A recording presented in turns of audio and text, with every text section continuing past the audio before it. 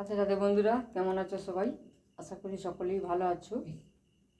তো এই সময় এই যে সজনা ফুল দেখতে পাচ্ছেন, সজনা ফুল এই সময় অনেক পাওয়া যায়।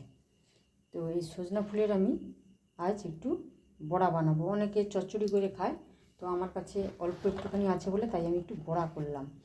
তো সজনা ফুলের আমরা উপকার তো জানি, আর বলে বোঝাতে হবে না। সজনা ফুল, সজনা ডাঁটা, সজনা পাতা এই গাছের সবই আমাদের খুবই উপকার।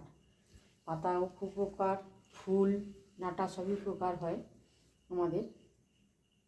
তো আজ আমি বানাচ্ছি একটু বড়া। এখানে আমি মুসুর ডালটা এখানে ভিজিয়ে রেখেছিলাম। মুসুর ডালটা ভালোভাবে ভিজে গেছে দেখুন।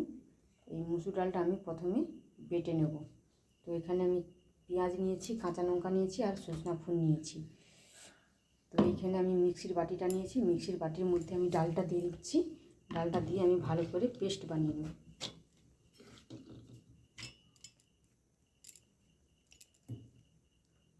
তো মিক্সির বাটিটা আমি এবার ঢাকনা দিয়ে আমি এটা পেস্ট করে নিয়ে চলে আসবো। ডালটা আমার ভালো করে বাটা হয়ে গেছে। এবার আমি একটা পাত্রের মধ্যে ঢেলে নিচ্ছি।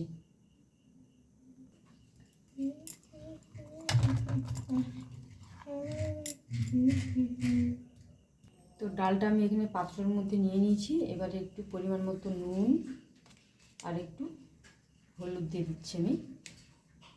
তো নুন আর হলুদটা দিয়ে ডালটা আমি ভালো করে ফেটিয়ে নেব।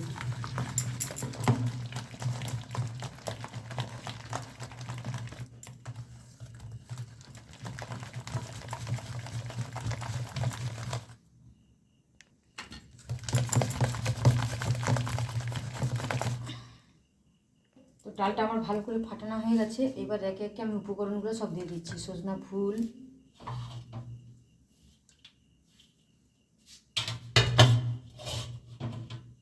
কাঁচা লঙ্কা আর পেঁয়াজ কুচি।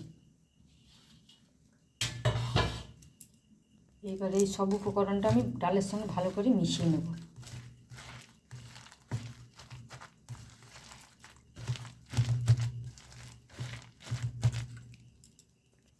তো এখানে মাখানাটা আমার রেডি হয়ে গেছে। এবার আমার ভেজে নেবার পালা। তো আমি এখানে গ্যাসের মধ্যে আগে থেকে একটা কড়া বসিয়ে একটু সাদা তেল দিয়ে দিয়েছিলাম। তেলটা গরম হয়ে গেছে। এবার বড়াগুলো আমি একে একে সব ছেড়ে দিচ্ছি। তেলটা কড়ার চারপাশে আমি ঘুরিয়ে দিচ্ছি। তো এবার আমি বড়াগুলো একে একে সব ছেড়ে দিচ্ছি।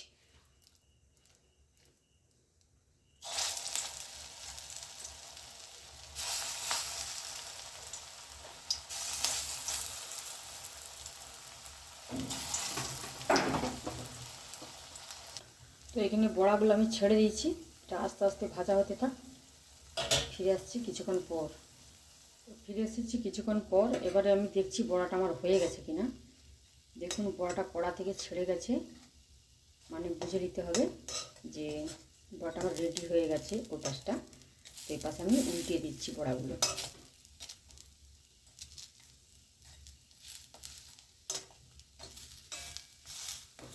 তো বড়াগুলো আমি উল্টে দিয়েছি। এবার ও পাশের পিঠটা এখন লাল করে ভাজা হয়ে গেলে আমি নামিয়ে নেব।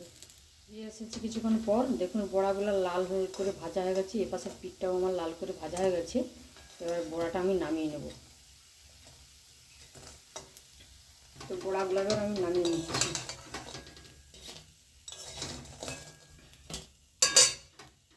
তো বড়াটা আমি নামিয়ে নিচ্ছি। এবার গরম ভাতের সঙ্গে পরিবেশন করব। তো এরকম গরম ভাতের সঙ্গে এরকম যদি গরম গরম বড়া ভাজা থাকে তাহলে আর কোনো কথাই নেই, আর কিছুই লাগবে না। এই বড়া ভাজা দিয়েই ভাত খাওয়া হয়ে যায়। তো আপনারা এরকম সজনা ফুলের বড়া মুসুর ডাল দিয়ে বানিয়ে খেয়ে দেখবেন, আর কেমন লাগে আমাকে অবশ্যই কমেন্ট করে জানাবেন। আর আমার রান্নাটা যদি ভালো লাগে আমার চ্যানেলটি সাবস্ক্রাইব করে আমার পাশে থাকবেন।